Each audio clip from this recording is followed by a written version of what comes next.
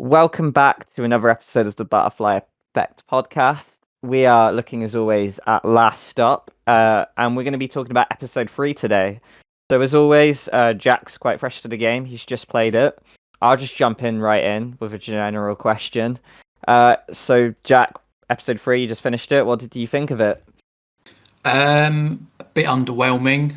I suppose the most obvious point starting off with is the lengths of each one. I'm pretty sure that John's one was more or less the same, maybe a little bit less.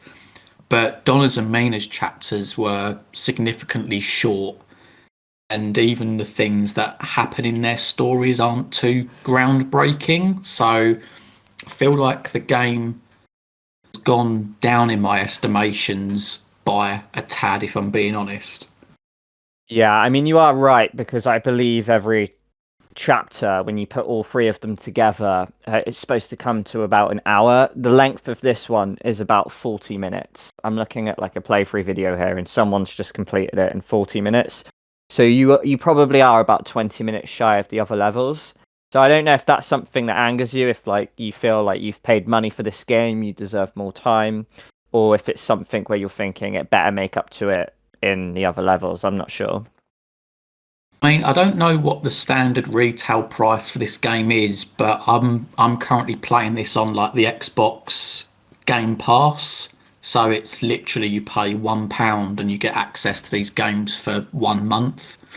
So it's not too much of a biggie, but when I was playing it, it did sort of take me by surprise that two of them finished as short as they did.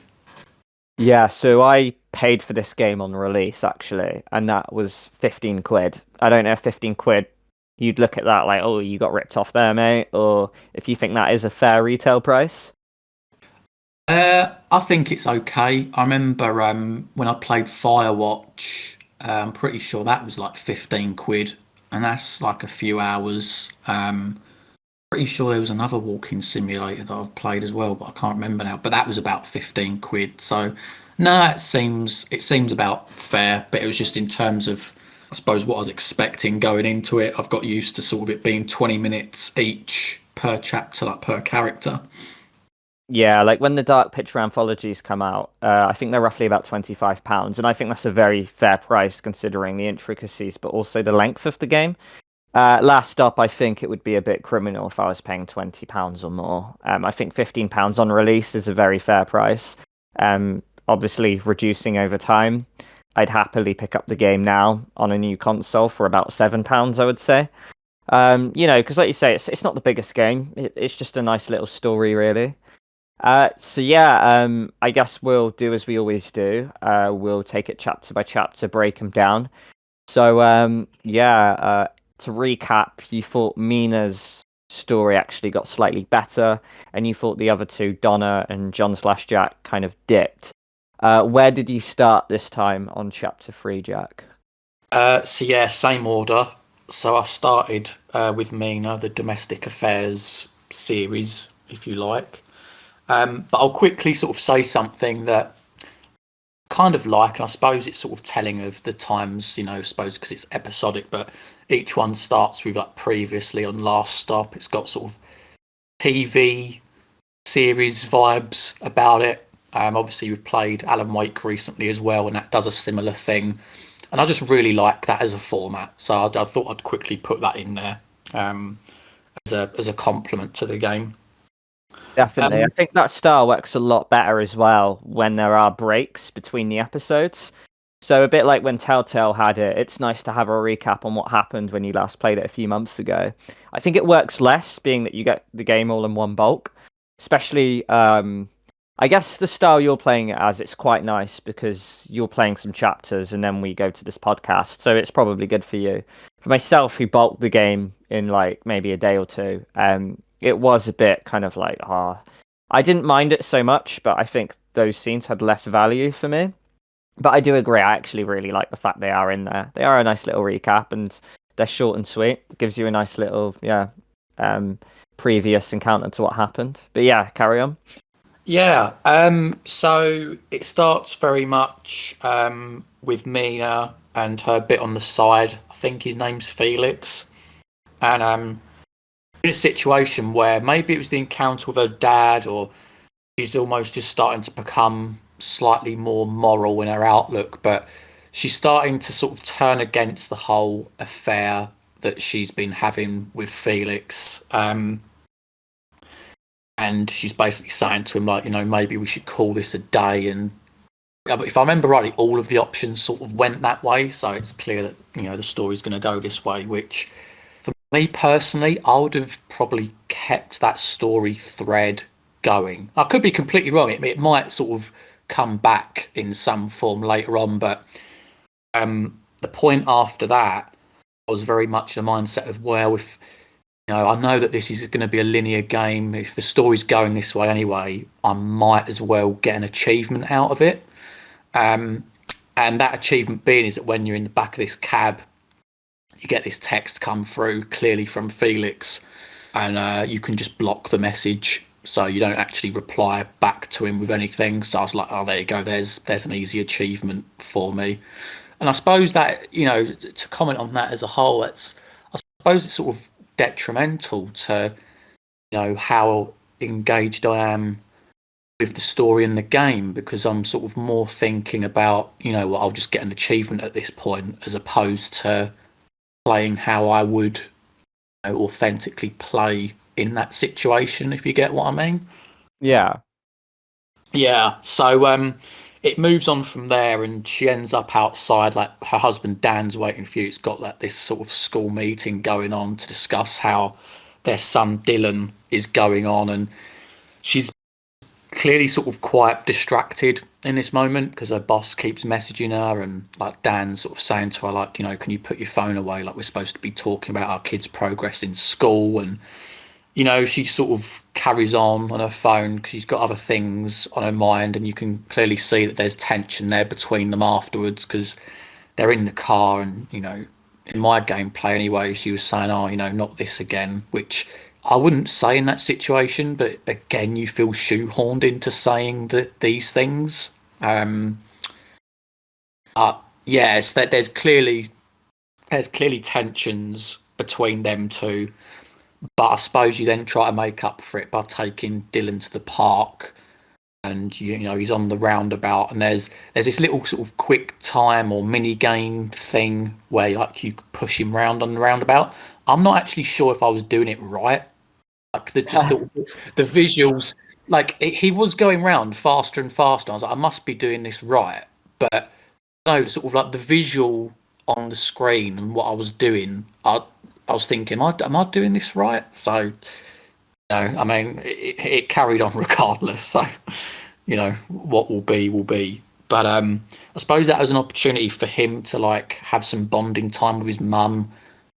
Again, it's cut short, and this is another thing with this whole series with Mina. It's like, come on, like there's got to be something else going on, a bit of sort of respite from the story a little bit, because it's like you're literally there for like 1 minute, and then she gets a text, and it's like, all right, come on then, let's go, and leaving it, and it just I don't know, I just don't buy into it as much. However, I do buy into the ending, and you arrive back at the house, and there's a mysterious note left for you. I can't remember what it says, but I think it's probably implying that someone out there knows about the affair, or maybe it's tied to a job. I honestly can't remember now. But So to interject there, I'll just read. I've got the note in front of me, not the official note. It's not like I've got one myself, but how do unfaithful wives hide their secrets and lies? That's it. Yeah. So, like that as an ending, it's a good cliffhanger. You think, right, good. I suppose after the disappointment where, you sort of like the whole affair story just seems to have been cut out at this point. Have that there, I think, okay, right, there is still some momentum left in this story. So, did it really go any further for me? No, I think it's sort of, her story's just stabilised in comparison to episode 2 at this point. Yeah, definitely. So yeah, so with the Mina story, and to be honest, all of them, I know before one of the biggest criticisms we've given is the lack of variety and choice. But I think in Mina's story, the fact that you can choose at one point between grey blazer, black blazer, and navy blue blazer shows you just how detailed this game actually is. And until dawn, eat your heart out because that choice blew my mind. Yeah, and you get that with all the characters as well. Actually, I'm sort of there like, oh, I'm back at the wardrobe again, picking Yeah, up yeah. the blazer. Like, yeah, yeah. But Um, but yeah. Shall yeah, we move so on to the next one, or have you got points? yeah, I mean, I guess I'll comment on Mina's story a little bit. So, out of the three, again, it might actually be the strongest. I mean, I don't know, maybe John and Jack's better. Probably is actually, because it's just of how different that chapter was this time round. But with Mina, yeah, like you say, you've got the Felix. It ends, like you say, you're very shoehorned into your choices. I feel a lot of people would have axed that a lot earlier, or a lot of people would have liked the option to just see where that went if you kept it in. But yeah, it seems very much like when you play games like Until Dawn and maybe even Heavy Rain, you feel like the character's you and your choices really affect their path. With this one, it feels like you're playing as Mina, and the only choices you get are how to word, the tones, which you can't really impact or change. So it is a bit, of a shame, but I guess it is what it is. But yeah, I thought the scene where you're with your kids quite humorous, though, where you explain what your job is, and the kids got no idea just how important it is and calls it boring. I thought that was quite a nice tone, and like you say, the cliffhanger of the whole episode, very good. Before we moved on, I just wanted to ask you, do you have any thoughts of who you think that possibly could be then? What do you mean? What? Who Oh, left the who note? wrote the note? Um, I suppose it's really open because it could be Felix. He might want to get his own back on her for like dropping him so quickly. It could be the drug dealer, like he might have been following them. It could be the husband, like you never know. He might know about this and he could just be like sort of tormenting her and playing this game with her. So at this point, I really don't know, and I like that I don't know at this point because it keeps me invested in the story. Yeah, definitely. And also another suspect who you actually mentioned in the last episode, it could be Felix's, I think it was Felix's sister. I think her name's Wendy. So, she's like a really big suspect as well, actually. Ah, I completely forgot about her. Yeah, no, that's a good Yeah. point. Really good point. So yeah, it'll be interesting to see how that unfolds for you and what you think of it. But yeah, no, I'm happy with Mina there. Like another solid episode. I always said she was probably the weakest out of the three for me, but upon recapping it, it's actually changing a lot, and I'll dig more into that. But so, did you play John and Jack next or Donna? I played as Donna next. Okay, great. So yeah, did you want to talk us through that? So Yeah, so again, a really short episode, and I'll say from the outright, like I've got my notes next to me now, and in the previous two episodes, I'm usually writing maybe like six, seven, maybe 8 lines per episode. Literally for this episode, I've got 3 lines. So apologies in advance if I don't remember much in this chapter, but that sort of says everything you need to know for me. Which is a shame because the start of episode one, I thought Donna had the strongest chapter, and at this point for me, I think she's got the weakest story. Judging by the end of like chapter three. Um, so essentially, yeah, you're in your house. Emma's on a date. I was thinking, wait, hang on a minute, how much time has passed? Because I'm convinced that Emma was dating Ash. Maybe that's something I've got wrong there. But yeah, sort of Ash has sort of quickly been forgotten about. But you've still got this whole issue of the mum being unwell, so that seems to be more serious than what was first thought in the previous episodes. And you have a chat with her, and you say, like we've got to pick up, sort of thing. We've got to start doing more around the house and start looking after her. And then the next thing I've got written here is that she goes back to the pool and Vivek goes off somewhere, and he says to her, "Oh, we've got this. Why don't you check upstairs? And have a little explore of the place." It was basically a nod for her to go up and see this sort of little. I don't even know what to call it, but he like sort of set this room up so it's sort of nice and sort of chilled out and relaxed, and hospitable for like her and even the stranger, because she does take him up there. And again, he's probing her with questions. He's not revealing much, and she's starting to cotton on to that. I mean, the way I played it, I went very blank with him. Like I wasn't, indulging at this point, even though I feel like the game is trying to get you to indulge information.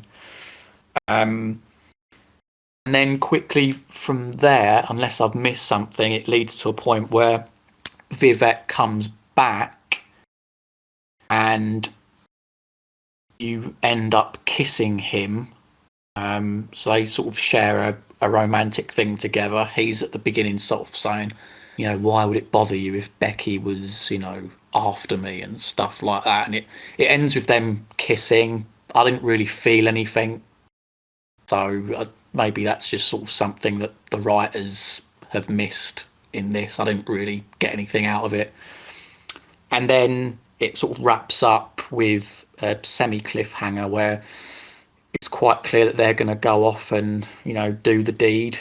And the sort of the stranger's then sat there as if he knows what's happening, and he's got sort of information now that I suppose he could use later on to his own advantage. Like he could go and tell Becky, he might blackmail Vec and Donna, you don't know. So yeah, it was a decent finish, but for me, the story's gone downhill.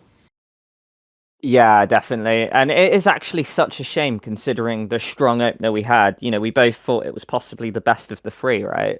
So, yeah, that intro where it's just you and hanging out at two mates, you kind of bunk off your family a little bit. You're really diving into the world with, Britain around you in London. And, you just follow this mystery man, and it just, it hits at home, we can all relate to almost doing that where we had just random adventures as kids. And now it's just dipped off. Like you say, it just goes back and forth from the house to the pool way too much. And a lot of it is just dialogue, which drags, to be honest. And it just definitely needs a bit more life.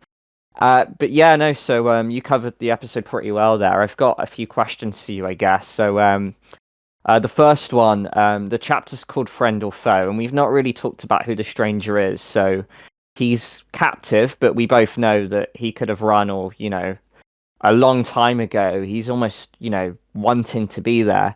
Do you have any thoughts or theories about the stranger as to why he's taken a shine to Donna, who he is, what he's doing, more about his apartment and where those girls go missing?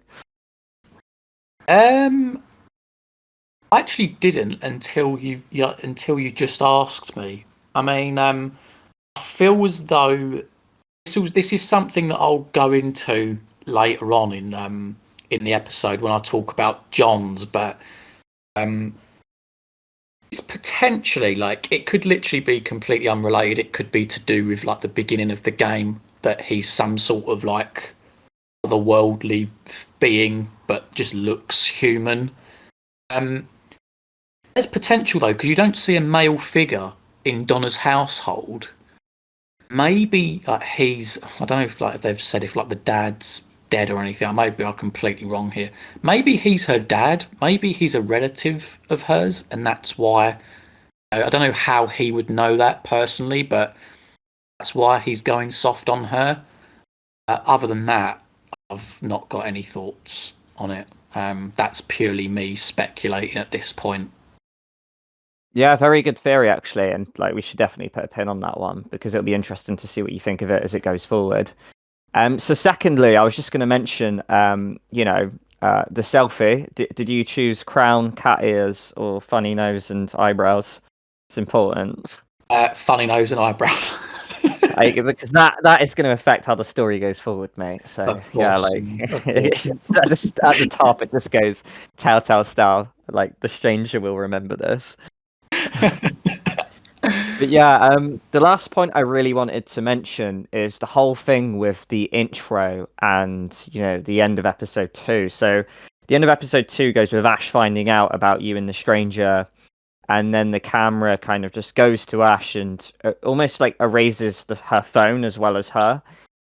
And then in the intro to episode three, you wake up and Donna, Emma, and the mum have completely forgotten who Ash is, but you're the viewer. Now, you obviously remember Ash, and you feel like you're kind of like trying to hit through a glass window and no one can hear you. But yeah, so what do you make of that? Because it obviously appears that this stranger can erase people just from life, and not only erase them, but erase the memories and the links to them. Did you have any Right. thoughts on that? That is something I've completely missed then.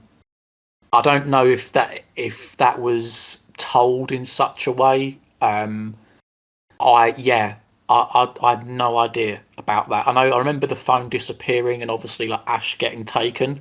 I had no idea because that's why I said at the start I thought it was a bit odd that Emma was going out on a date with someone else and it's like Yeah. this whole Ash thing got brushed over. I thought that was a bit odd. It sort of stayed with me for a little while. But right, okay. So thoughts on that? I mean,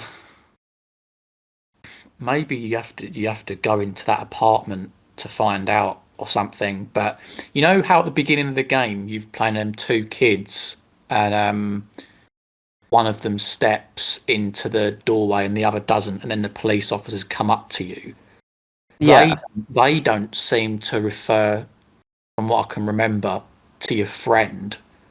So maybe as soon as you go into that void thing that maybe this stranger's part of, you are just sort of wiped from existence and memory. I don't know. It sounds very Doctor Who like. I've got to say. Um, yeah, I really don't know. That's taken me by surprise. That has because I completely missed it. So yeah, okay. Well, it puts a nice edge on that story, I suppose. Hopefully, in chapter 4 they go into that a bit more. Yeah, definitely. And it's interesting you mentioned the intro of the two kids. I believe their names Peter and Sam, I think, that you mentioned that because that does bear relevance to the story, and it will be cool for you to see like where that does come into it. Um, I think as the episodes go on as well, I think you probably will start to like them more. Myself playing it in one big bulk, I didn't really see the gaps the way you are. Like doing it chapter at a time Yeah, with break and pauses in between. For someone who played it all in one bulk, I kind of just have this story as one massive, not bite-sized, just one big thing. So, and I remember my review of the game being quite positive, so I have a feeling it does step up, and I guess the filler episodes probably have gone, you've just done them, and I think it will ramp up now, so it will be interesting to see what you think of that. So on that note, are you happy to move on to John/Jack? I am. I am. Yes. Okay, so Um, yeah, what did you think of it, mate? Yeah, it's difficult. I'm gonna, by default, give this as like being the best of the three as far as chapter 3 goes. And this is what I would say. Maybe it was just in this particular bit, I don't know, but I feel like that this story has been given the most love. And by that I mean writing seems stronger, the humour stronger. But you got the whole sort of thing, and I've written here that it's like a TV show. You know, when the camera's like spinning around the characters, they're all sat at the table. It feels very much like you would get in a TV show where they're making a plan sort of thing, and the plan is sort of being carried out, and the camera keeps cutting back to them as they say each bit that they're referring to. And I did like that. I did like that. I thought, yeah, this one seems to be getting a bit more love from it. Yeah, you know what? I'm gonna like intervene there, and you know what? I'm glad you mentioned it because it very reminded me of two things. One being Yeah, yeah, no, yeah, you're absolutely right. I think honestly, these things are sat in the back of my mind, and that's probably where I've got them from, especially the Shaun of the Dead reference. Yeah, I can see that in my mind now. Um, Yeah, like that. It's little details like that. They do it again. When you're on the tube and you're talking to, is it Shazia? Shazia? Don't know how to pronounce it. Shazia, isn't it? Yeah. Shazia. And there's sort of a bit of back and forth between the characters, and the camera sort of keeps jumping backward and forward to between them, and it's just little details like that that can really influence your outlook on the story and just the whole presentation of the game as well. But in terms of what happens, so yeah, each respective character, they go to work. Don't follow Jack in John's body per se. At least I don't think you do, from what I can remember. But you obviously follow John in Jack's body, and he works at this office where they make video games, and have this sort of segment. It made me laugh, and it's like, I don't know, it's probably intentional, but it's like this most over elaborate stealth sequence going. Yeah. Yeah, so you walk in and you're meant to avoid the receptionist, and like the guy would have been better off, honestly, just walking past and like going to the next room, because he's stood by a wall, then he's like jumping behind a settee, then he's like running across the room to stand behind like a little plant that's there, and you end up, well, in my playthrough, I ended up getting caught even though I did the buttons right, and I don't know, it was almost like they were really trying to find a way to shoehorn like a little segment like that in, but they just went a little bit overboard with it. But, I'm not going to bash them too much on it. Like, it did make me laugh. And then, yeah, you find out that you're sort of talking to your boss, and you sort of, you give this speech beforehand as well, which, again, it sort of just shows like the situation that they're in, because he has no idea how to talk to these people, how to motivate them to work.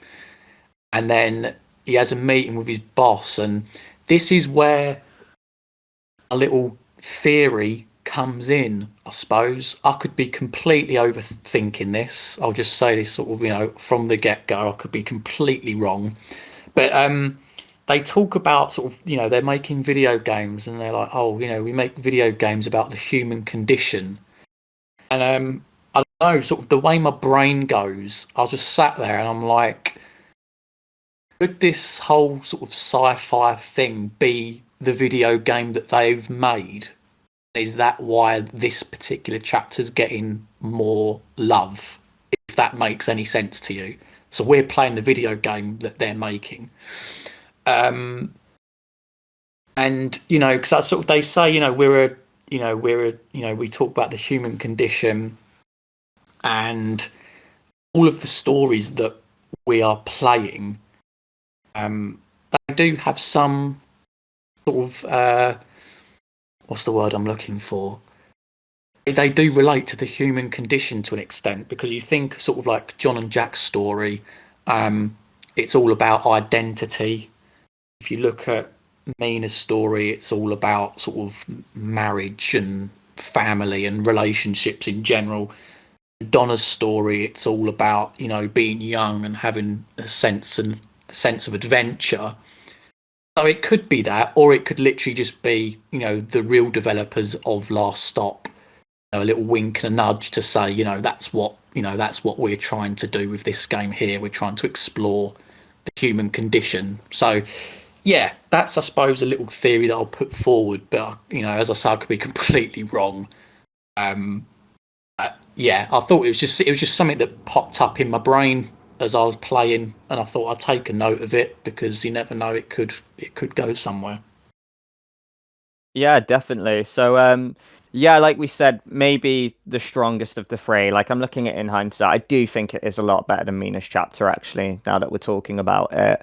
And the point you mentioned about how this chapter gets more love than the other two, I've not really thought about it. I probably have subconsciously, but now that you've brought it to the forefront of my mind, I definitely am analysing that quite a lot. And I don't know if the writing teams are different for each chapter, but no, I totally agree. Uh, humor-wise as well, this is obviously the funniest of the three, but obviously probably the strongest in writing and quality as well. I specifically really like the scene where they're on the subway and they're complimenting each other in front of Shazia, and John's sort of saying, "Oh yeah, like you're gonna be gone soon, though," and Jack's sort of saying, "Oh, you're the handsome one in the family, always have been." So yeah, there's this really nice back and forth nature with it, and like we said, it actually like blends really well with the Edgar Wright sort of style we were mentioning.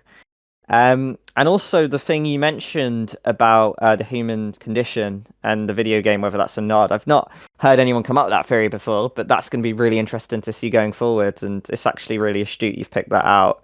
Um, but yeah, I just want to mention, go on a little tangent here. Uh, the scene where you're playing as John in Jack's body, and you've got to motivate the team and delegate the tasks.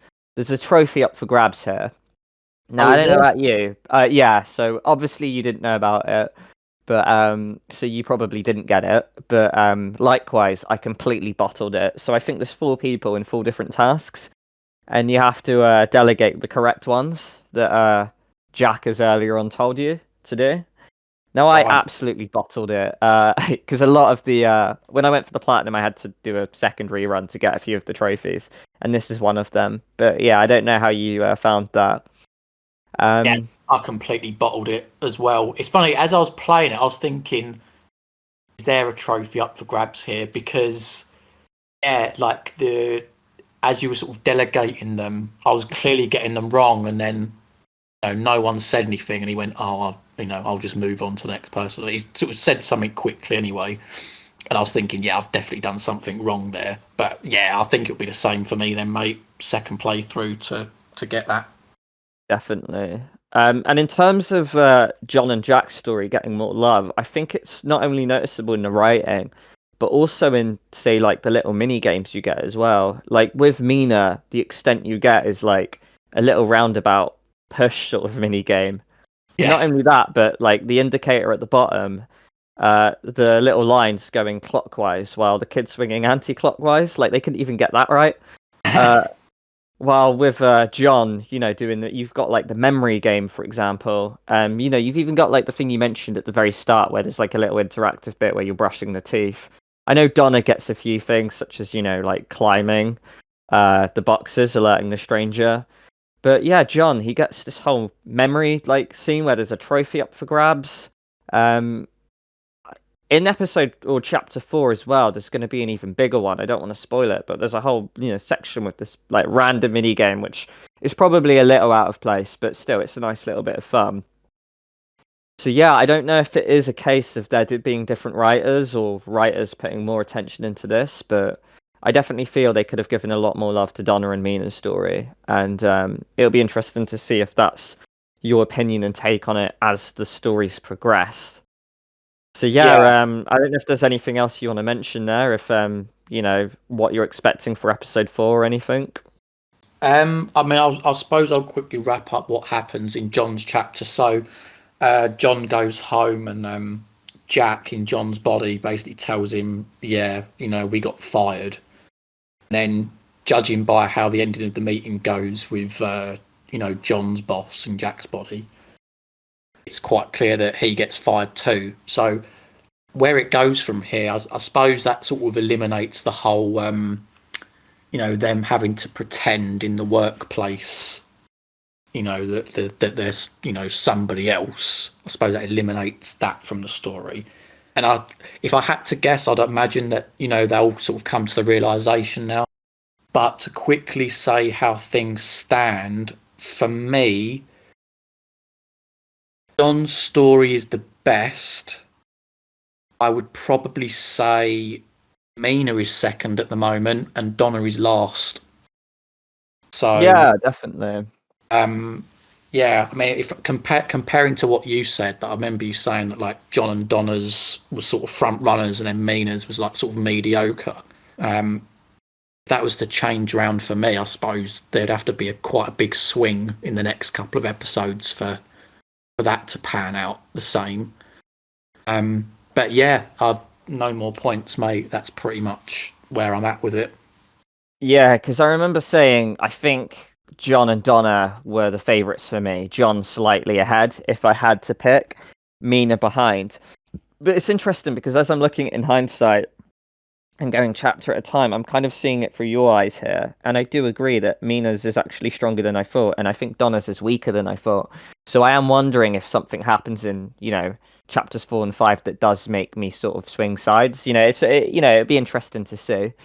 But either way, yeah, it's I'm glad you're playing this game, you're sticking at it, and yeah, it'll be really interesting to see what you think of episode 4. Because if I do remember right, I think the chapters in the story do start to step up now as it does come together. So you're over halfway. Yeah, it'll be interesting to see what you think going on. Yeah. All right, man. Okay, but yeah, that will be it for us. So yeah, we'll move on to episode 4. But as always, feel free to comment in the video what you thought of it. We're doing a lot of comments on which chapters we preferred. So, whether it's John, Mina, or Donna's, we'd like to hear your opinions too. And even if you haven't played the game, is this a game that, is capturing your eyes? Is it something that you want to play? We'd love to know these things. So yeah, anything you want to say there, Jack? No, not really, mate. Apart from looking forward to starting, chapter 4 for each of the characters, and just to echo what you say, comment, like, subscribe. We're going to be sort of covering choice-based games in the future. So if this content something you like, then definitely do them things. Yeah, and even if you have a friend or someone who likes these kind of games, just feel free to pass the pod on to them because it might be that this is their cup of tea. And if we're covering games that you're not really a fan of, but there's a game you really want heard in a podcast, we'll happily look at it. We read the comments. So yeah, feel free to throw it in what games you'd like us to cover in the future. So yeah, okay. Well, we'll see you for episode 5 last up. Yep, righto. Okay, guys. See you soon. Catch you later.